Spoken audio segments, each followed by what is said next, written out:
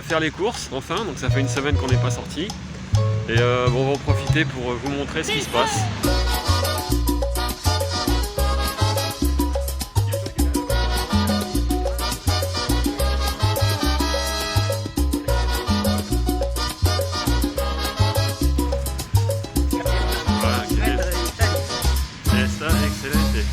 Donc là voilà, on essaiera de passer de l'autre côté tout à l'heure. On a des gens là qui font la queue devant la boulangerie. Donc vous voyez, ils ont tous leurs petits masques, presque tous, mais ils gardent une distance et ils les font rentrer un à un dans la boulangerie. Voilà, donc il y a un petit peu plus d'activité que les autres jours. 10-12 jours qu'on est en quarantaine, donc du coup les gens commencent à se détendre du slip un peu trop parfois. Donc du coup on en est là. Et la queue reste assez bien fichue quand même. Les gens ont l'air de respecter les distances de sécurité. Bueno, acá el presidente está haciendo todo paso por paso, no todo de frente, sino está tomando medidas, pero paso por paso. Ahora lo que es ha hecho un bono hacia las familias más vulnerables, que son de 380 soles, pero eso solamente va a ser para los peruanos. Y los venezolanos que están aquí en el Perú están reclamando eso, pero por ahora solamente va a ser para peruanos. Ok. Y eso crea tensiones, me imagino. Sí, bastante. Porque los venezolanos están reclamando y si dicen que no les van a dar el bono, van a saquear. Eso es lo que está pasando en las redes mayormente. Ya, ok. Donc, por ello, digamos que finalmente la presencia de policías y militares en las calles es una buena cosa, ¿no? Bueno, y aparte los militares y los policías están haciendo un buen trabajo, y aparte de ellos, lo del sector salud más que todo, ¿no? Correcto. Están trabajando duramente. Y nosotros los ciudadanos peruanos deberíamos de atacar a lo que dice el presidente y no salir a la calle más que a ir a comprar nuestros productos para la comida, para el desayuno, nada más, ¿no? ¿Y tú cuál es tu rutina? Yo sí, bueno, ahorita estoy sin trabajo. Ok. Para mi mala suerte. ¿Sí? Paro en la casa, a veces ayuda a mi tía Isabel, luego vuelvo a la casa y ahí estoy en la casa viendo televisión, películas, música. Y ahí empiezo a cocinar, como y ya, nada más. Salvo para ir a hacer tus compras, Claro. y para compras para la tía Isabel, no te muevas de casa. Ajá, nada más. Nada más. Okay. Un matrimonio africano, esclavos de un español, él les daba muy mal. Avant il y en avait un juste là, il y a un policier maintenant que je sais, mais avant il y avait des militaires. On a des plots et tout, donc les gens ils sont filtrés par la police parce qu'en fait il y a une interdiction de naviguer entre les différents districts sans autorisation. Mais normalement tu es dans ton district, voire même dans ton quartier, et puis tu y restes pour justement éviter s'il y a quelqu'un qui est malade, pour éviter qu'il répande le virus un peu partout. Donc voilà, d'où les barrages. Alors avant il était juste là. Alors j'imagine qu'ils l'ont déplacé un peu plus loin, à quelques 500 mètres, où il y a un rond-point en fait qui sépare le district de Callao du district de San Martín de Porres. Donc là on a les jouets qui d'habitude sont remplis de gamins tout le temps, et là ils sont vides.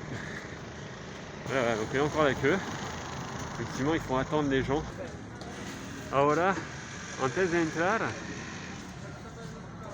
sé que la gente se lave la mano, ¿es esto? La semana pasada no habían puesto eso están lavando, limpiando, y tenemos la estación en la cual podemos lavar nuestra mano. Bon, voy a hacer pausa. Et tenemos donc on a une station pour pouvoir se laver les mains avant de rentrer, et ce qui est très très bien, c'est que voilà, et le monsieur ici là, il nous scanne en fait la température pour savoir si voilà. Hop. Voilà. Gracias. la vache. En même temps, j'en profite pour vous faire un petit aperçu de ce qu'est un supermarché par ici. Vous voyez, là, c'est tranquille, franchement, c'est calme. Et c'est bon, j'ai ma bière. On va pouvoir survivre. Je dois acheter du mouchoir et tout. Deux fois, c'était fermé. Et Ah, ya, ok. Ah, ya, ok. Muchísimas gracias, señor. Ok. Bon, bah si, finalement, il y en a. Ils ont changé de place. Sauvés, les gars, sauvés, on est sauvés. On a du papier pour bosser. Pas de pénurie, hein, vous voyez, c'est pas la guerre. Tout le monde est là, tout le monde est content et on a de quoi bouffer. Bon, les rayons sont pas super pleins. Oui, mais non, il faut encore la queue dehors.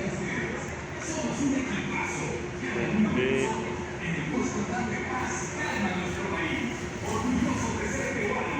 Par contre... Ouh, ah la vache. Ouais, il y a une sacrée queue aux caisses par contre.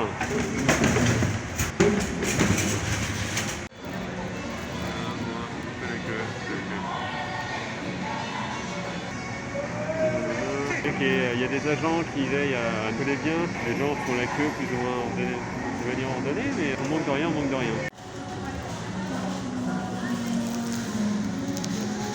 venga, le pega la negra. Bonne patience.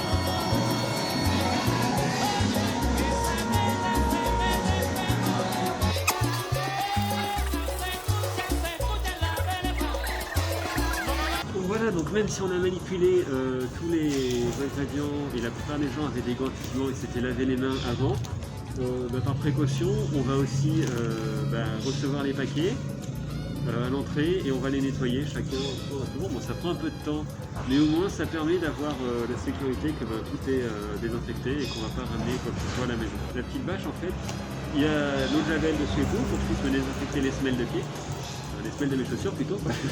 les marchés étaient achalandés, mais bon, c'est vrai que ça fait un petit moment qu'on n'a un peu plus rien.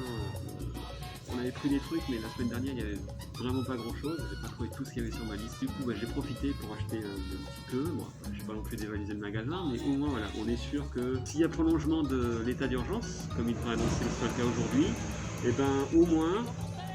Je ne serai pas obligé de ressortir la semaine prochaine normalement. Et puis bon, on aura de quoi bouffer. Bon, eau de javel. Parfum citron, c'est à préférer. Donc un truc rigolo, c'est la lessive, ça s'appelle Bolivar. Je fais pas de la pub les mecs, mais c'est après Simone Bolivar, donc le libérateur de beaucoup de pays en Amérique latine.